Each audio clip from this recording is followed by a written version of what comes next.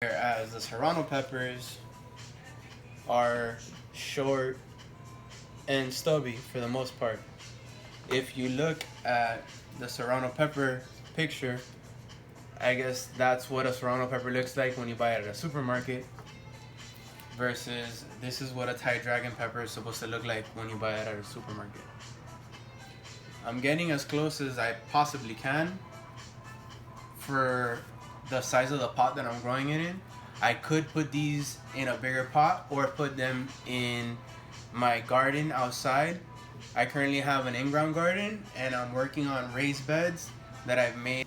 Stay tuned for that. The pepper tree has been getting shielded from my Thai dragon pepper tree, which has given me obviously a way bigger yield than the Serrano pepper tree. If you look at the Serrano peppers, I'm gonna crop off the Serrano peppers just to match them up real quick before I keep on pruning my tree. 1, 2,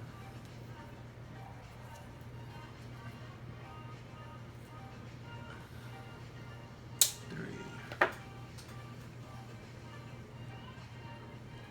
4,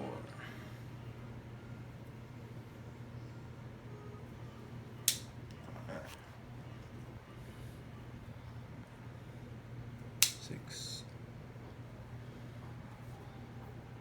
7,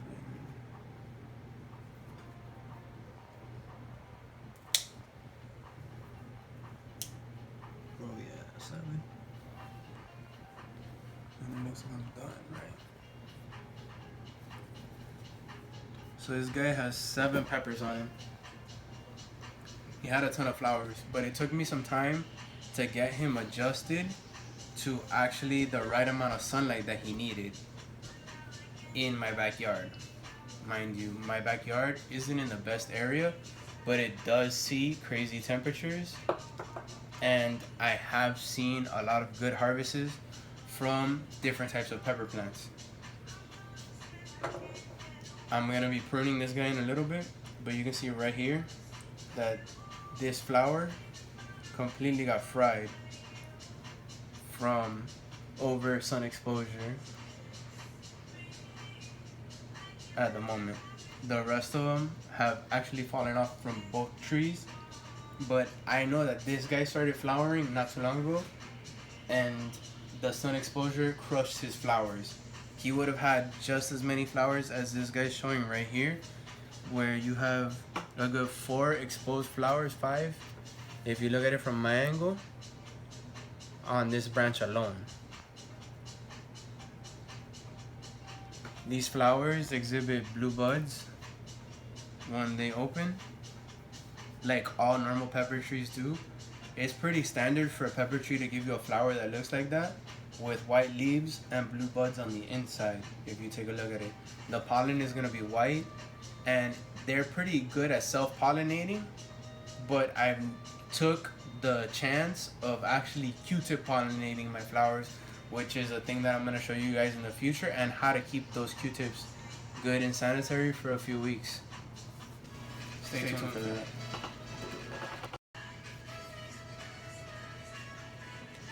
The main reason that you would top a tree is to make the tree itself better or thicker at the stem level. So if you take a good look right here, this tree has a decent stem and has 1, 2, 3, 4 bifurcations from it, right? I actually clipped a sucker off of this tree because it wasn't showing too much prominent growth in the past, and it only gave me leaves. It didn't even give me flowers. Whereas the sucker that's stemming off of this stem right here, which is a 5th bifurcation of what is the original stem, already has a prominent showing of a few flower buds.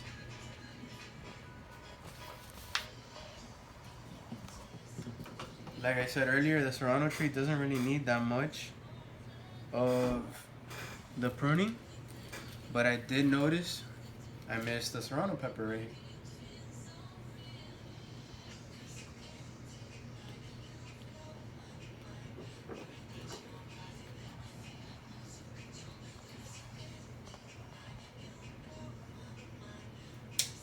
So this smaller tree gave me 8 peppers.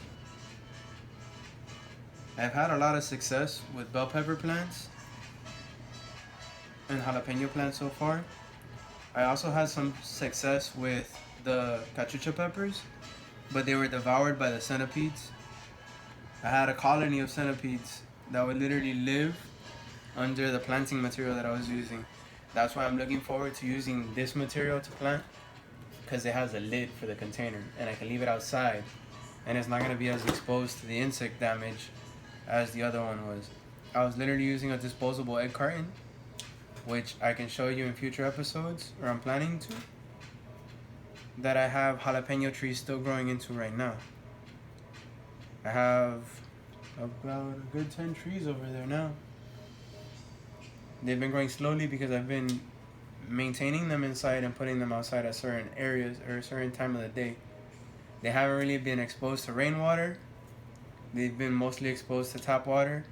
I actually started giving them nutrients through a secondary way not too long ago. So I've been applying fertilizer for about the last month maybe only. And I actually have some very promising shoots coming out. I think I'm done with this guy. Cut these last 2 ones off. And I'm gonna show you, this is my most promising jalapeno tree, which I grew from a seedling.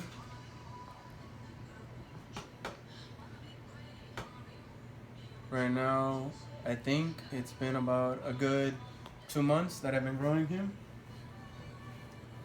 And I started him off in an egg carton. No, I'm lying. I started him off in coffee grounds. Just bare coffee grounds that I would take straight out of my coffee maker, and I put into a plastic container similar to the one that I'm gonna put these guys' seeds into, and I'm gonna try to start them the same way. By the way, seedlings for peppers love hot coffee grounds to start them off. Temperature is key when it involves pepper trees, and that is one of my biggest notes for the trade. Another thing is, try not to put your pepper seeds in the refrigerator, because that will make them take a lot longer to come out of the seed and start to sprout roots. That process is called germination, by the way. Germinating is a bit difficult to get to if you put your seedlings or your seeds in the refrigerator for an extended period of time with peppers.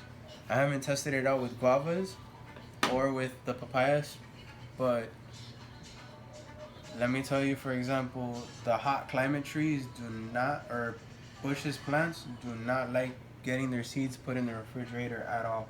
It will crush their growth exponentially.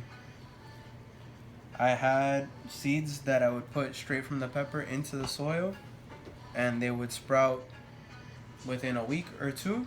And I've had seeds that I put in the refrigerator and I put in the soil and they never sprouted. So that's a big tip for peppers. Tune into my show next time. Check out my Instagram. I'm Castillo 001.